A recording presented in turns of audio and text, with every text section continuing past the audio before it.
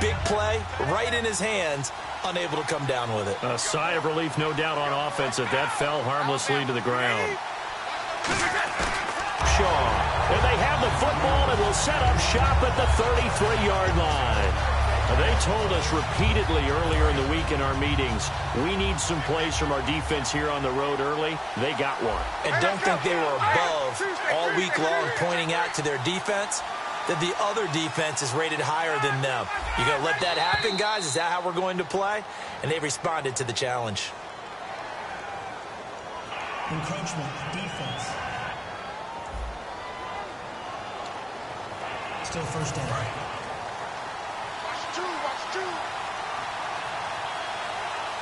Freeman, the lone man in the backfield. And that one was relatively easy to see. I noticed that from up here. Yeah, it doesn't take a whole lot, does it? Sometimes you get multiple. Oh, wide open, complete. Offside, defense.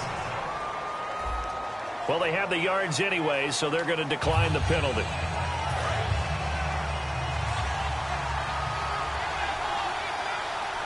Here on first down, trying to get that in the hands of Devontae Freeman that time. And now it's second down.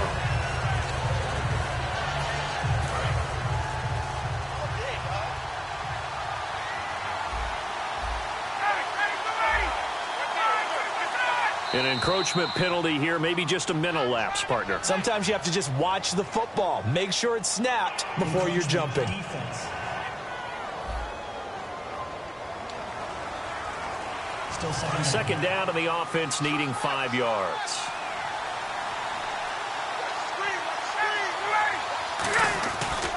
After the penalty, here's Freeman.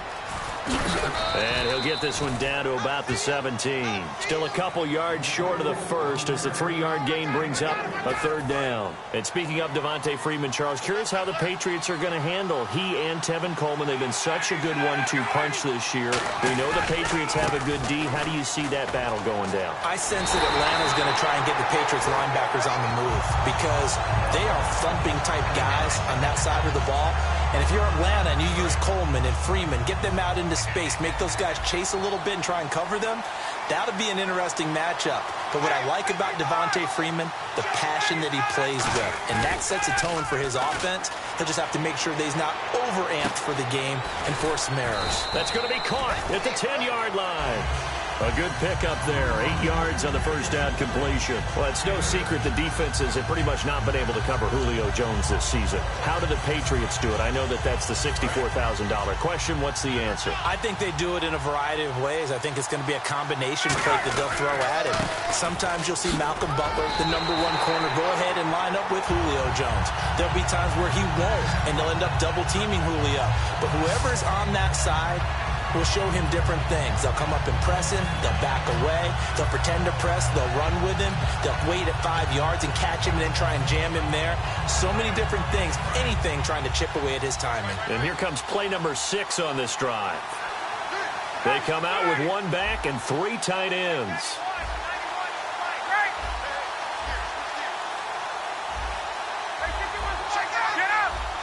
They'll need to get the play off quickly. They'll look to run with Freeman. And he gets in. Touchdown, Atlanta. Devontae Freeman taking it in from a yard out. And the Falcons have taken the early lead. I know we don't talk about it enough, but the intelligence level of the guys up front blocking, the offensive linemen, maybe the smartest guys in football overall. Add in a little bit of athleticism and a whole lot of toughness, you've got a lot to deal with, don't you? That's why the guys in the backfield get them really nice Christmas gifts, right? If they're smart, they do. So now after the touchdown, it's Bosher to kick it away. On the return now, here's Keyshawn Martin. And they're going to start this drive in pretty good shape as they get it up past the 30.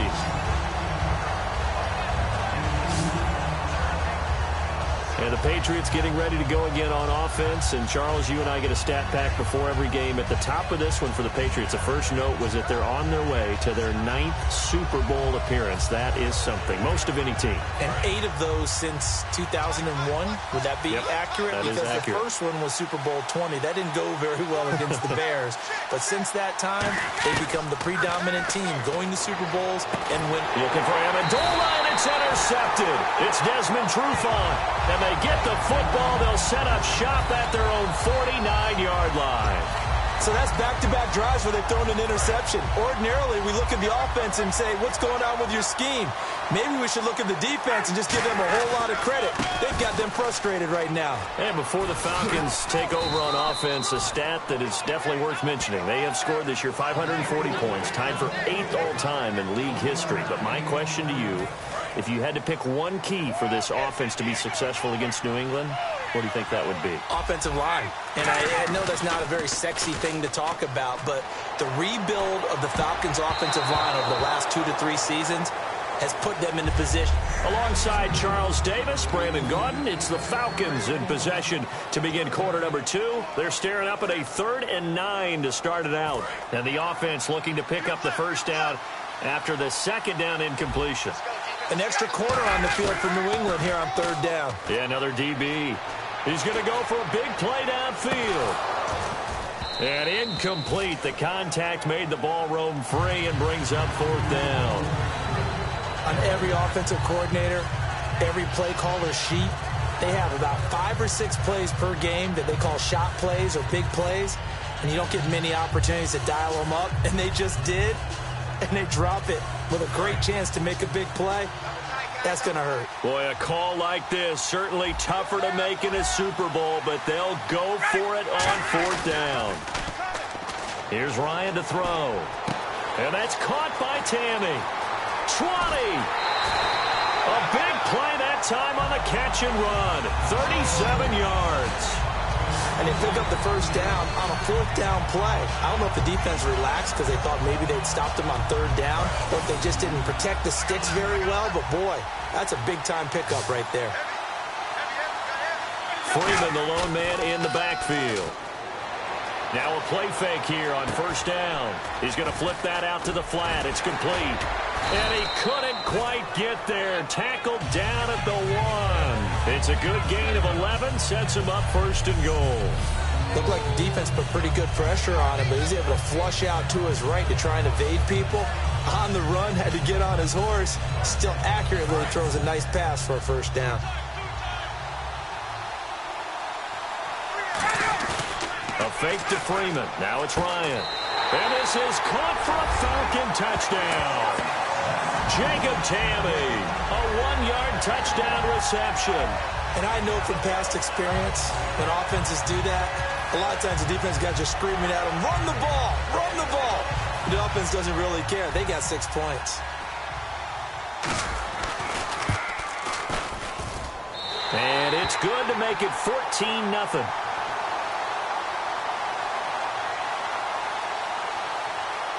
Personal foul. Roughing the kicker. Defense.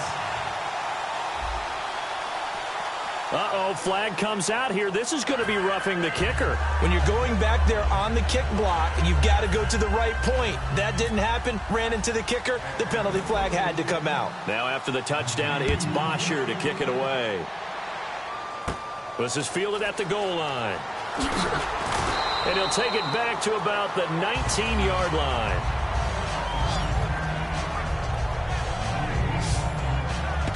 Now the Patriots offense, they work their way back out onto the field. And last time, 1 play interception. So this offense, they should be fresh. That's a good way of putting it. And I can't wait to see what they decide to do with play calling, because a 1-play drive where you throw an interception, a lot of people think the very next time out, run the football, don't give them a chance. Maybe play action? I think maybe you go play action, show your quarterback, get a little confidence in it, and let him fling another one. Okay, partner, you ready for Brandon's off-the-wall stat question of the week here? Well, is that any different than any other time we talk? No, it's not. But Chris Hogan yes, and Julio Jones actually had the exact same numbers in the conference title games. 9 catches, 180 yards, 2 touchdowns. Who did it better? Wow, that's a great question. Listen. Danny Amendola, he's going to go. And takes it all the way down to the 32. A big play there for New England. 49 yards. Coaches really don't care from what position they get this, but run after the catch ability, rack ability, is often the difference between winning and losing and changing field position. Looks like the defense in press coverage here. Brady going to throw to the right side, and he's got Edelman. A good pickup there. 8 yards on the first down completion.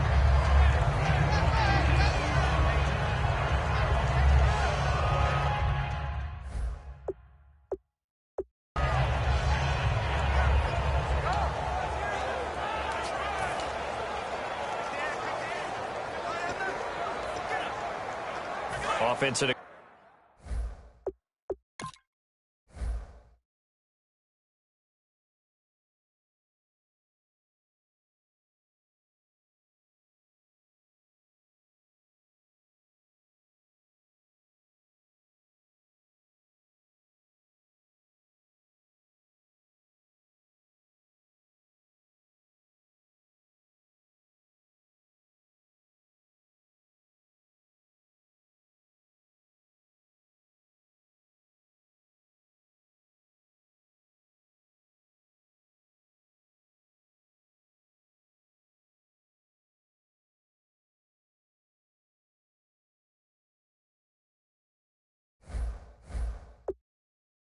Good spot here, 2nd and 2.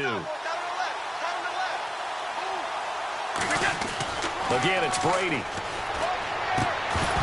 And incomplete there. A nice hit. Jars the ball free and brings up 3rd down.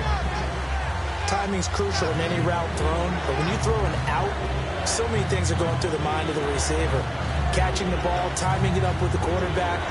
Are my feet going to get down inbounds? On that play, all those things going through his head might have caused him to drop it. Incomplete pass on 2nd down. Let's see what the offense draws up here on 3rd. Brady going to try and throw on 3rd down.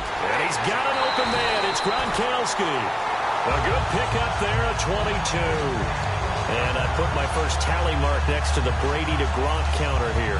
I think it may be the first of many, because once they get going, look out, things tend to snowball.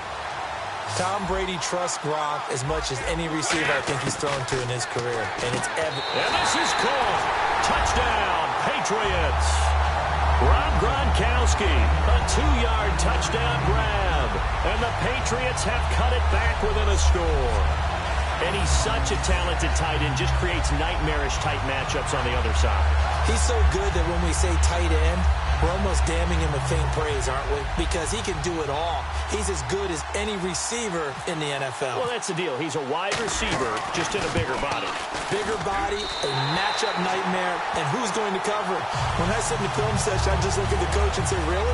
Really? You're going to yell at me? You go cover it. That time, a 6-play drive, and it's finished off by a Pats touchdown. Gronkowski now, after the touchdown, he'll send this one away. This fielded a few yards into the end zone. And this return net's positive as he gets past the 25 and up to the 27-yard line.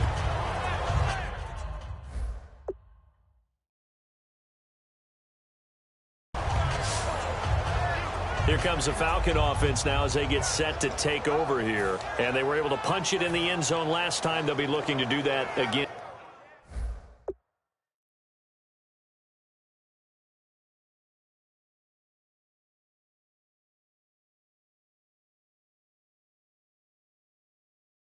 And here for the defense, obviously they'll be looking to stop them from punching it back in the end zone. It always is punch-counter-punch, isn't it? And which team has the advantage? Well, let's just go back. Last time on offense, they rolled downfield, got into a good rhythm. You can see a little more bounce in and out of the huddle. You can see the sideline really get into the game.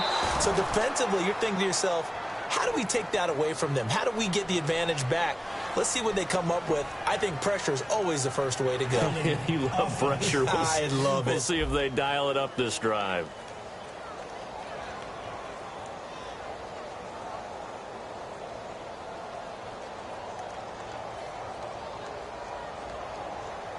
So holding by the offense, and maybe now got to shift what you want to do on the playbook.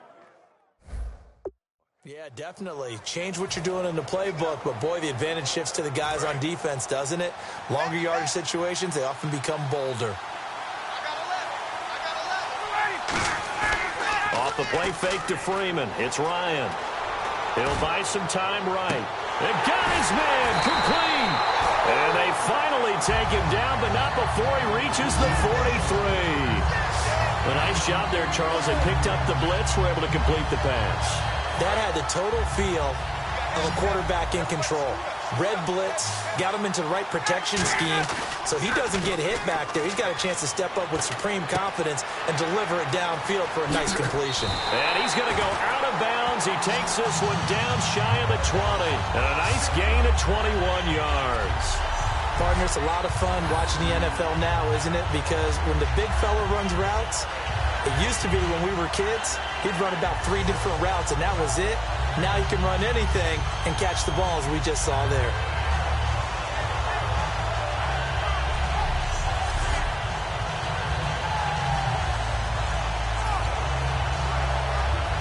So after that big play, let's see if they can catch their defense maybe on their heels. 2 minutes to go here in the first half. We're back to Super Bowl 51 after this.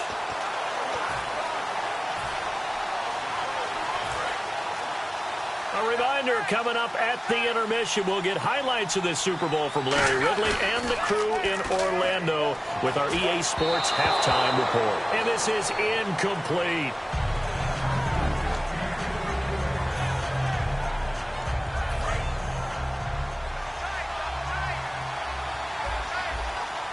They come out with 1 back and 3 tight ends.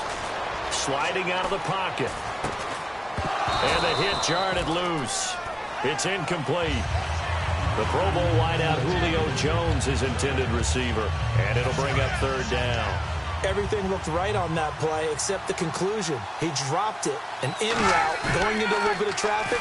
Maybe in the back of his mind, he was wondering where the hit was going to come from. He was hoping to get that one to Tevin Coleman in space. And it's 4th down.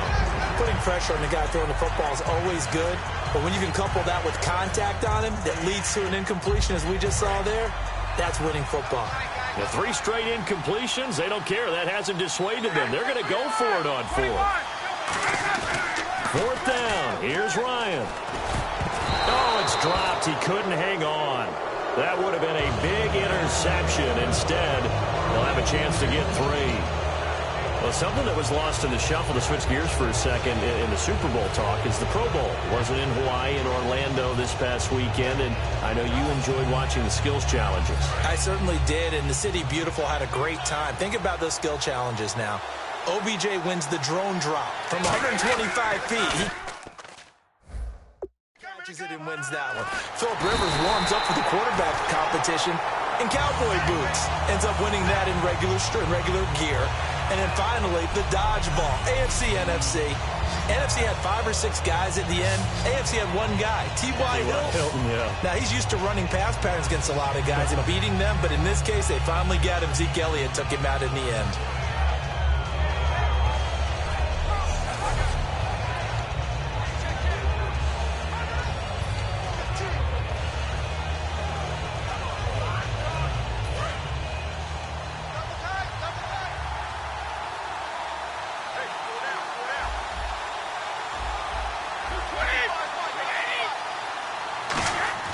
Brady to throw on 2nd down. And Gronkowski's got it. Complete over the middle. The 40, 30, past the 20. And all the way in. Touchdown, New England. Rob Gronkowski, 88 yards. And the Patriots are within an extra point of tying this one up. Now he's having a nice little first half here, partner. And it's a first half that leaves us anticipating what can still come. I mean, 2 touchdowns already here through the 2nd quarter. There could be plenty more before this game is over. Hardly any time taken off the clock there. 2 plays, and they find the end zone for 6 points. So a tie ball game here as the kick's away. On the return, the old reliable Devin Hester, the veteran. And he'll get it up to about the 26-yard line just across the 25. So out come the Falcons now. And on the last drive, they were in field goal range. They just opted not to kick it, didn't get it. How does that change the mentality this go-around? I don't think it changes much for the head coach because this is what he preaches. And this will be caught at the 30.